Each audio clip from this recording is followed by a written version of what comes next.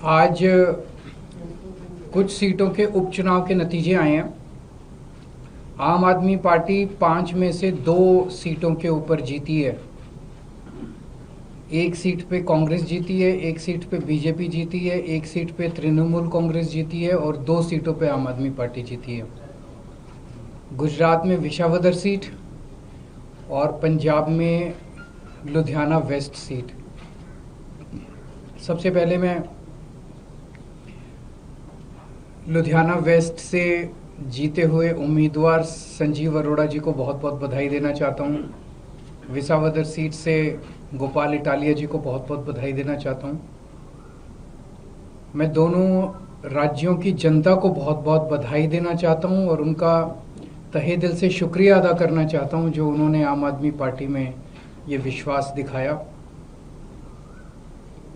एक बड़ा interesting data है कि 2022 में फरवरी में पंजाब में चुनाव हुए थे और दिसंबर में गुजरात में चुनाव हुए थे। 2022 में फरवरी में जो चुनाव हुए थे उसमें विसावदर सीट हम लोग जीते थे।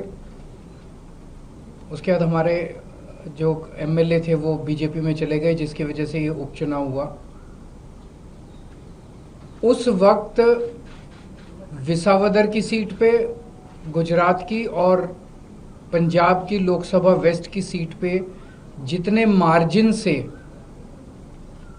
हम लोग ये दोनों सीटें जीते थे 2022 में, आज उससे डबल मार्जिन से, लगभग डबल मार्जिन से ये दोनों सीटें हम लोग जीते हैं। ये एक बहुत बड़ा संकेत इस बात का है कि पंजाब में हमारी सरकार है। इसका मतलब पंजाब के अंदर लोग हमारी सरकार के काम से बहुत खुश हैं। पंजाब में उस टाइम 117 में से 92 सीट आई थी। कहा गया था कि एक आंधी थी आम आदमी पार्टी की। उस आंधी में जितने वोट से हम जीते थे, आज उससे डबल मार्जिन से जीते हैं। कई लोग ये कह रहे हैं कि ये सेमीफाइनल है 2027 का। तो हम सोच सकते हैं कि अगर ये सेमीफाइनल है 2027 का और 2022 आंधी थी, तो 2027 तो तूफान आने वाला है। हम सोच सकते हैं कि जनता आम आदमी पार्टी के काम से कितनी खुश है। और लुधियाना वेस्ट के इस चुनाव ने एक तरह से जनता के मूड को दर्शाया है। एक तरह से पंजाब की जनता ने मोहर लगाई है आम आदमी पार्टी के कामों पे। विसावदर के लोगों ने भी डबल मार्जिन से हमें जिताया है। जितने मार्जिन से उन्होंने हमें 2022 में जिताया था, उससे डबल मार्जिन से जिताया है। अक्सर कहा जाता है कि बाईपोल में रूलिंग पार्टी जो होती है वही जीतती है। गुजरात में रूलिंग पार्टी बीजेपी है और बीजेपी की तो इतनी पकड़ है शासन के ऊपर, प्रशासन के ऊपर, पुलिस के ऊपर, सारी एजेंसीज उनके पास है। और जिस तरह से साम दाम दंड भेद सारे तिगड़म लगा के बीजेपी चुनाव लड़ती है, उनसे गुजरात के अंदर चुनाव लड़के जीत पाना तो बहुत मुश्किल है। तो अगर डबल मार्जिन से लोगों ने ये वोट दिया हमें, तो ये दिखाता है कि गुजरात के लोग अब 30 साल के बीजेपी के कुशासन से कितने ज़्यादा त्रस्त हो चुके हैं और अब जनता अपनी आवाज़ उठाने वाली है। जनता ने अपनी आवाज़ उठानी शुरू कर दी है और ये दिखाता है कि आम आदमी पार्टी की पॉलिसीज़ के ऊपर और आम आदमी पार्टी ने जो पंजाब और दिल्ली में काम किए उसके ऊपर गुजरात की जनता ने भरोसा दिखाया है। आम आदमी पार्टी पे भरोसा दिखाया, आम आदमी पार्टी की लीडरशिप पे भरोसा दिखाया। तो गुजरात में अब बीजेपी की से तंग आ चुके हैं और आम आदमी पार्टी लोगों के लिए एक उम्मीद है। 2022 के चुनाव में कांग्रेस को 17 सीट मिली थी गुजरात में, आम आदमी पार्टी को 5 सीट मिली थी। पिछले 3 साल में कांग्रेस के 5 एमएलए छोड़ के चले गए बीजेपी में। आम आदमी पार्टी का 5 में से 1 एमएलए छोड़ के गया बीजेपी में। इन 5 सीटों पे जो कांग्रेस के छोड़ के गए थे, पिछले साल चुनाव हुए थे। पांचों की पांचों सीट कांग्रेस हार गई और बीजेपी के पास चली गई।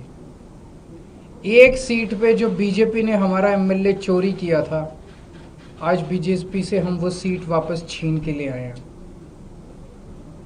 इससे ये दिखाता है कि गुजरात के अंदर टक्कर सीधे बीजेपी और आम आदमी के पार्टी के बीच में है। अभी भी 2 सीटों पे चुनाव हुए, 1 सीट बीजेपी जीती है, 1 सीट आम आदमी पार्टी जीती है। और ये दोनों जगह चुनाव कांग्रेस और बीजेपी मिलके लड़े। अब कांग्रेस का स्टेटस सभी राज्यों के अंदर एक ही रह गया है, बीजेपी के हाथ की कठपुतली बनके बीजेपी को जिताने की कोशिश करना।